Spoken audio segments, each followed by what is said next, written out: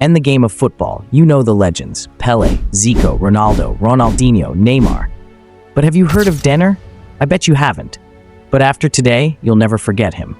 I wasn't lucky enough to see him play live, but I've seen enough to know this. Denner wasn't just a player. He was a glimpse of what football could be. He was magic. And today, you'll see why. In Brazil, football is more than a game. It's soul, it's dance, it's life. And once, there was a boy named Denner. He didn't just play football, he painted it. They called him the next Pelé. He made crowds gasp and defenders disappear. Europe wanted him. Brazil needed him. The world was watching. But just weeks before the 1994 World Cup, Denner's story ended in a car crash. At just 23, this is the story of the genius we lost and the beauty he left behind. So, let me tell you a story of joy, magic, and heartbreak. A story of a boy who dribbled through life with a smile, but never made it to the end of his song. This is the forgotten genius of Brazil, Denner Augusto de Sousa. He wasn't just a footballer, he was a rhythm, a heartbeat, a samba in motion. In a country where the game is sacred and legends are born in every alley, there once lived a boy who made the ball fall in love. His name was Denner, no surname needed. And for a brief, beautiful moment, he was the most magical thing Brazil had seen since Pelé. The way he dribbled? It wasn't skill, it was soul. And just when the world was ready to know his name, fate tore the story in half. But this is not just about death. This is about life. The joy, the talent, the rise of a kid who dribbled out of poverty and into national stadiums. It's the tale of a street prince who turned defenders into statues, a boy who played like tomorrow didn't exist. Because for him, it didn't. If you've never heard of Denner Augusto de Sousa, then prepare to witness what the world lost, and what Brazil will never forget. In Brazil, football isn't just a sport, it's a language, a dance, a form of prayer. And in the crowded, restless heart of São Paulo in the early 1970s, a child was born who didn't just play football, he made it sing. His name? Denner, just Denner. And that name alone would one day echo through concrete alleys, dusty fields, and packed stadiums like a spell being cast with every touch of the ball. Born on April 2nd, 1971, Denner grew up in the kind of neighborhood where dreams are hard to afford. But he had something that couldn't be bought: spirit, fire. He didn't need proper boots or lush grass. With nothing but a worn-out ball, he danced through crates, skipped over potholes, and slipped past defenders made of shadows. His first pitch was the street. His first fans were kids leaning out of windows, and his first goal was always joy. Joy from the game, and joy from those lucky enough to watch him play. It didn't take long before people started noticing.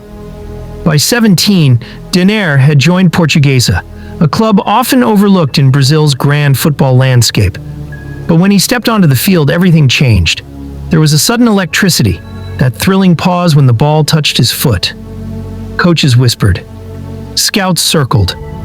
Crowds leaned forward in their seats. They hadn't just found a talent. They'd found a jewel. The boy who played like he was writing poetry with his feet had arrived, and Brazil had started to believe in magic again. Club career. He played like the ball had a soul, and that soul had chosen him. It followed him like a shadow, obeyed his every thought, danced to his rhythm.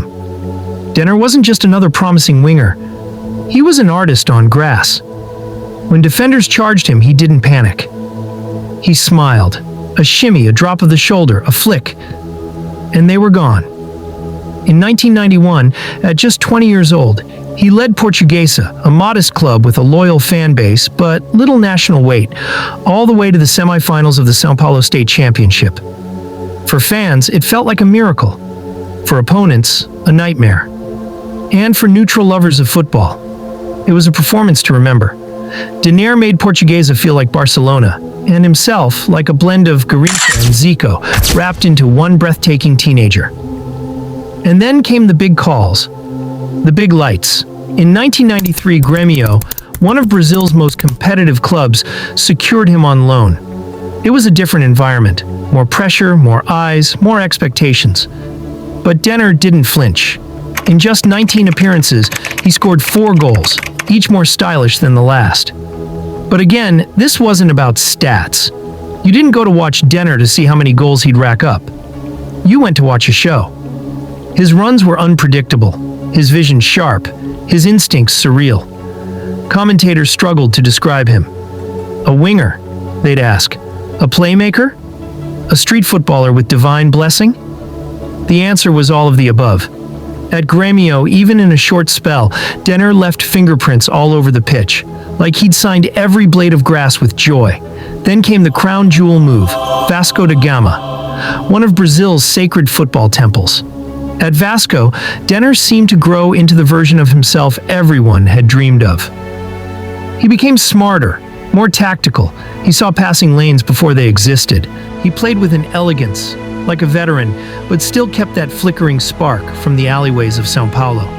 At times, it felt like Vasco didn't need tactics. They just needed Denner to have the ball. Fans adored him. Rivals feared him. Europe was watching. His Vasco performances made headlines far beyond Rio. But what made him so special wasn't just his talent. It was the fact that even at the top, he still played like the joyful kid who once danced through puddles in the street. National team and world stage. The buzz was building. Europe was watching. Scouts from AC Milan and Benfica were lining up. But more importantly, Brazil's 1994 World Cup squad was being formed. And Denner was right in the middle of that conversation.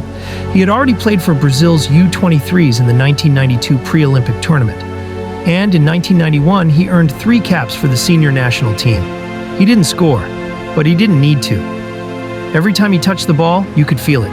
This kid had something. Romario, Bebeto, Rai, and Denner. That was the dream quartet. The world was ready to meet him. The tragedy, but life. Life has its own tactics. On April 18th, 1994, just weeks before the World Cup, Denner got into a car with a friend in Rio de Janeiro. He wasn't speeding. He wasn't reckless. He was just resting in the passenger seat, thinking about training, maybe even dreaming about the USA. The car crashed into a tree. The seatbelt caught his neck. And just like that, at 23 years old, the song stopped. Brazil's brightest light, gone. Legacy. The country froze. Romario cried. Coaches fell silent. The boy who was supposed to be Brazil's next king never made it to the throne. He never played in Europe, never lifted the World Cup, never gave the world his full story. But what he gave in those short years was magic. In the streets of São Paulo, kids still mimic his dribbles. Old fans still smile when they hear his name, not with sadness, but with love.